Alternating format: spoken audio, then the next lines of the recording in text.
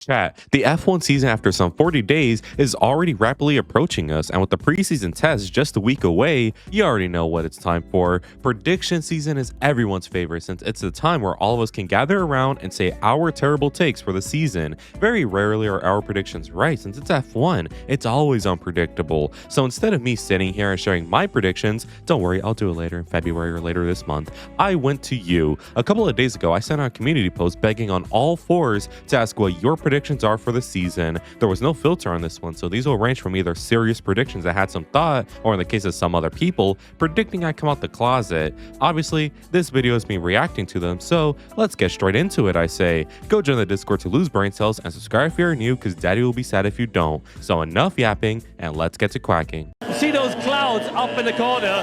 That's where the rain is coming from. Now, before we talk about the bulk of the responses, I want to go over some repeated ones. Obviously, you had your "this year's our year" crowd, along with many Williams fans claiming a win for next season. There were also quite a bit of George Russell title shouts, which we all love to see, but nowhere near to another driver. Of course, the driver many fans want to see win a title, especially after many claim Lando Norris to be a fraud and Oscar Piastri is not ready last year. The driver everyone wants to be a champion again this season, with 45 responses verbatim, is of course Zhou Guanyu. Hey, don't look at me, this is what you guys were saying. So with the repeated ones out the way, let's get into the original predictions. First victim, Hadjar will beat Verstappen. I think Red Bull are likely to struggle after the rules change, especially after losing Adrian Newey. Pair that up with Ford coming in as their powertrain partner, and that lack of experience could lead to an unreliable engine. I think Verstappen will see it as an opportunity to go race in some other series, which may mean he misses out some weekends for big races that he wants to win. If this happens, more race entries will work in Hadjar's favor, and with the new rules, he may have an opportunity to lift that second seat curse at Red Bull. Dare I say this is not ridiculous in the slightest. Now let me start with a few things I disagree with. I don't think just losing Adrian Newey is a bad thing for Red Bull. I mean, for sure it's bad since it's Newey, for crying out loud, but they still have good minds at the team. Washington no longer has the influence he did in 2024, and Mekis is of course a respected engineer. Add on how they will likely be restaffing in the coming years, and I don't think Red Bull are that down in the dumps. Now, do I think they'll still do less than last year? Of course, other teams simply have been gearing up for this transition more and longer than Red Bull have, and also don't have the detriment of needing to restaff. So Red Bull will definitely need to fight harder, and given how Max's lazy ass likes to race instead of manage in a period of management heavy cars, then I do agree with the point of him participating in other races when he can. Do I think Hadjar will beat Max in spite of this? Not a chance, because Max isn't going to miss like 50% of the season. He'll likely miss 4 at the maximum, and the other 20 races, I'm sure Max will have the edge over Isaac, giving him a significant gap to Hadjar. He won't do bad, like he will be much closer than Liam and Yuki ever were, but it won't be enough to beat Max even if he misses a few rounds to race in sports cars or something. Still, not a ridiculous thing to say though. Second victim, they had a whole bunch of predictions, and oh boy do we have some good ones here. 1. Lewis nabs the 8th from Charles in a single-digit title fight result. I really want to believe Lewis nabs the 8th from Charles this year in an ultra-close fight between the red pair, but guys, it is not happening. This team will be lucky to even fight for 3rd in the constructors, but I love the optimism. 2. Stroll gets replaced. Stroll is never getting replaced. The only way Lance could ever leave the team is if he leaves on his own accord. I mean, why would the good-for-nothing son of a billionaire who has a seat guaranteed every year leave? Because he's bored? Nah. Yes, Newey is exerting more power at the team, but it won't be Papa Stroll's influence, and unfortunately, Lance is here to stay until he either gets bullied off the grid or until he physically cannot. 3. Ferrari wrap it up in Bahrain. Come on now. Ferrari wrapping it up in Bahrain. Round 4. Get real, man. It's happening in Melbourne. 4. Lewis wins the 8th, retires, and Ollie replaces him. Now, Lewis winning his 8th, I don't know about that, but him retiring and Ollie replacing him, depending on how shit Ferrari are next season, I could totally see Lewis deciding to leave, considering his contract is up next year. I mean, given the headache 2025 was and maybe 2026 will be, why would Lewis stay more? He's 41, he has 7 titles, he is the GOAT. Why would he stay? What does he have left to prove? And Ollie replacing him is the obvious choice, since talent-wise, he's the closest rookie to Kimi, and if Kimi reaches his full potential, Ferrari are going to want a driver to compete with Kimi, and Ollie is perfect for that role. Not a bad predict. 5. Merc fall flat thanks to unreliable engines. Will they struggle with reliability? duh, it's a new engine regulation period. It always happens, and there isn't enough reason to believe it won't happen again. Now, will they fall flat and disappoint because of it? Come on. In 2014, Merc faced a lot of engine issues, but that didn't stop them from running away with the title. 6. Red Bull second seat curse is no more with Hadjar's 150 plus points. Yeah, it's a new world order under Mekis, and Isaac will benefit from it. Will he get stomped by Max? Yeah, but he will actually do good despite of it compared to Yuki and Liam at least. 7. Finally, Arvid Lundblad Rookie of the Year because he's the only rookie. Lamau. Yeah. 3rd victim. Mercedes engine Flo Kirkaniwally turns out to be terrible / unsafe / unreliable, or just doesn't live up to the hype. Bonus if no car with a Merc engine gets a podium all year. This is how the Scuderia takes it all back. Trust. I'm trusting, man. My heart tells me you're right and we will live happily ever after with our beautiful kids, but it ain't happening. My brain tells me you're such a fucking idiot who's failing in geometry, and instead of studying, you're saying shit like Flo Kirkaniwally. But you're unfortunately right in one thing.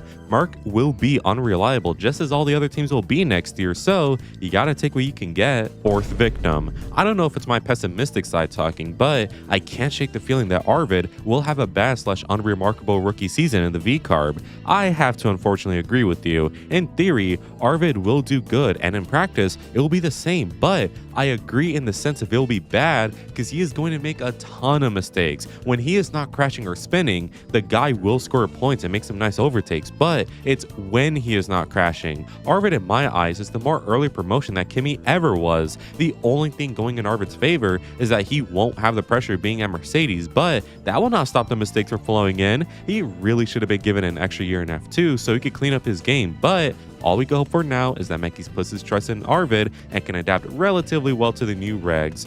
I am so sick of failed prodigies, man. 5th victim. Both Doritos Crash Happy racing cars will be disqualified following the Australian GP, as it was found that the planks were worn down a bit too much, courtesy of not applicable James. Now look, as a race engineer on Doritos Crash Happy, I can tell you there is a lot of care that goes into our cars. We make sure the cars are well kept and inspected every single minute of the day to avoid this exact situation. If James wanted to feel like a beaver and start gnawing away at the plank, he would know better than to do so. Plus, wood has gluten, I'm pretty sure, and as we know, he can only have gluten-free foods. Do not disrespect James, weakling. And if you had no clue of what any of this just meant, you should go check out the podcast I'm in called Crash Happy, where it's me and 4 other creators you may recognize who chat things vaguely similar to Formula 1. It's a good time. Subscribe and start listening, or I'm telling your mother you're not. 6th victim. Lando Norris has a massive ego trip / crash out when the McLaren struggles to compete with the Mercedes / Red Bull, blaming it on the car instead of himself. Now hold on a dang minute. If McLaren is struggling, how is Lando blaming the car a bad thing? Is he not right? I mean, of course he shouldn't be an ass about it, which is the point of the predict, but all I'm saying is he does have a point. Plus, so many other drivers complain all the time on the radio and in interviews saying how bad their car is, looking at you, certain green driver, so just ridiculing Lando on this is kinda unfair. Now, if the prediction was Lando Norris will not win the title and that's it, then yeah, probably. Lando, in my eyes, will perform far better than he ever has in his career. The title will be a big weight off his shoulders, and now he can drive like a star again, but he won't win a second title, mainly because better drivers will have better cars and will simply win a better title. 7th victim. This one is a multiple round again. 1. Russell World Driver Champion. Now, I know I already mentioned this in the beginning of the video, but let me actually get my thoughts on this. As long as Mercedes don't hit their main goal and then act like they don't know nobody, Merc should win the title. Of course, they need a good car design as well. The engine will not solely carry them to the title, but I'm confident Merc will build a good car, and even if it's only slightly down to the McLaren car, similar to Red Bull last season, George should have the title in the bag, title fight or not. It's George's time, man. I don't know what to tell you. The guy is a lethal driver, literally and figuratively. He's ready, man. Their second prediction also plays into what I just said, since they said McLaren will win the constructors. McLaren will have the better car, Russell will win the title because he's the better driver, simple as that. 3rd, Red Bull fuck up. Yeah, I don't see Red Bull getting close to the title this year, since they for sure blew their load too hard on 2025, and surely 2026 has been compromised because of it. The last thing Red Bull need to do is regress to their 2017 to 2020 form of good but not great in the first half, and then second if not fastest car in the latter half. They need to be fast from start to finish, so if I were them, 2027 is our year. 4th, Williams 2 times race winners. Hell yes. I think Williams will have a great 2026 ahead of them. So many changes, so many ups. There's no way Williams don't cook, man. Ideally, it'll be both Alex and Carlos getting 1 win each since they both deserve it. 5th, Ferrari no wins. Bro, I understand that yes, it won't be the title in our hands, but bro, we will not be that bad. I mean, I know 2025 was that bad, if not worse, but come on. New year, new me. At least 1 win has to happen, man. Please, can it happen? God, if you can hear me, please. Finally, we for some reason have a whole Italian Grand Prix prediction. Bottas retires in P20 due to an engine failure on lap 14, which gives Franco Colapinto a P21 result, also thanks to Ocon DNSing. Yeah, man, I'll take your word for it. 8th victim. This one is a mini multiple round. 1. Lance Stroll will get a podium. Guys, why do I believe it? Look, all I'm gonna say is it's going to rain in Madrid somehow, and the tarmac, since it's all new and fresh and not rubbered in yet, will be super duper slippy, and basically it's Turkey 2020 again. Damn you, Lance. 2. Lewis Hamilton will be a race winner. I really hope so, man. Finally, number 3, Kimi Räikkönen is going to bankrupt Lotus.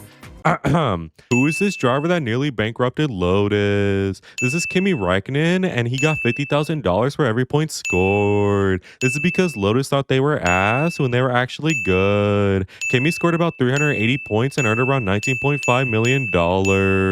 Lotus actually never paid him though, because they would have gone bankrupt if they did. Is this the greatest winter slop? 9th victim. Kimi Antonelli will win the Miami Grand Prix. Now, will he win Miami? Who the fuck knows, man? I'm not a psychic, but he will absolutely win a race this year. For some reason, every time I mention Kimi, I always get comments saying, he's overrated and garbage actually. And before you comment that verbatim to troll me, hear me out. Kimi is a wickedly talented driver. This man you are seeing on screen is not human. Since a kid, he walks on the track and beats everyone there with no competition and moves on. Well, sometimes he has had competition, such as that random kart driver who ends up working at Aldi's in 20 years, Ollie Behrman, and the F2 series. But other than that, in fair competitions, he rarely meets his match. He is similar to Max in a lot of ways, and I just can't understand why some don't have faith in him. These same people likely said or would have said similar things about Max in 2015, and look at him now. Kimi will start showing his hand this year, and give it a few more years and watch. Potentially the youngest champion in F1 history is upon us. And finally, the 10th victim. Colton Herta to finish below 8th in F2. Why don't we spice it up for the final prediction by going to F2? And yeah, I believe it. F2 is not an innate corrupt series, but it's easily corruptible if you get what I mean. So long as you have the funds and the connections, you could essentially buy a title-winning car and deceive people into thinking you are better than you actually are. Time and time again, we see drivers miss out on the chance of F1 because richer drivers just buy their way in. Yes, some of the rich ones got talent, but most really don't, and it's unfair to the ones without the connections. We gotta thank God Oscar was able to get in, because there was a time where I thought he would never get into F1 and Zhou would be the only F2 driver from that stacked 2021 grid to be signed. Miracles do exist. Anyways, those were your wild and crazy predictions for this season. I have no words to say to you guys other than you will be wrong, each and every one of you. Also, I'm considering reacting to these at the end of the season, so be prepared for total embarrassment. Anyways, I want to give a quick shout out to all members of the vlog for the continued support, and make sure to join if you want cool benefits as well as just helping me out. Anyways, if you enjoyed today's video, make sure you leave a like and subscribe since it really helps me out. Make sure to let me know in the comments what you think of this, and as always, have an amazing day. Good weather for the duck.